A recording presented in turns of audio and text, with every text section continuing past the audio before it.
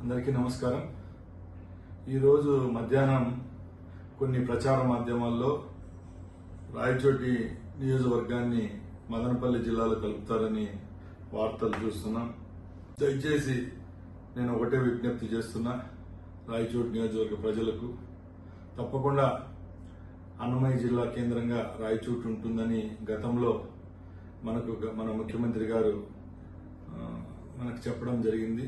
దానిలో భాగంగానే మనం కూడా ఎన్నో ఆశలు పెట్టుకొని ఈ స్థానాన్ని తెలుగుదేశం పార్టీని గెలిపించడం జరిగింది. తప్పకుండా ఇది తుది నిర్ణయం కాదు. నేను ఇప్పుడే విజయవాడకి వెళ్తున్నా. తప్పకుండా ముఖ్యమంత్రి గారిని అలాగే ప్రభుత్వాన్ని ఒప్పించి రాయచోటి తప్పకుండా అన్నమయ్య జిల్లా కేంద్రంగా ఉంటుందని తెలియజేసుకుంటున్నా.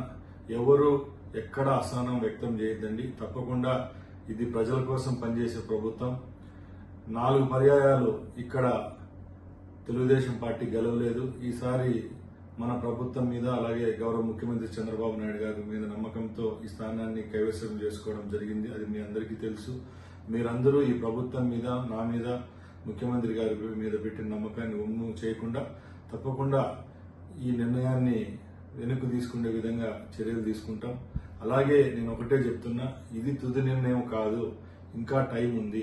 తప్పకుండా ముఖ్యమంత్రి గారిని ఒప్పించి రాయచోటిని జిల్లా కేంద్రంగా, అన్నమయ్య జిల్లా కేంద్రంగా ఉండే విధంగా చేసేదానికి నా సాయశక్తులా ప్రయత్నిస్తారని తెలియజేసుకుంటున్నాను. జై హింద్.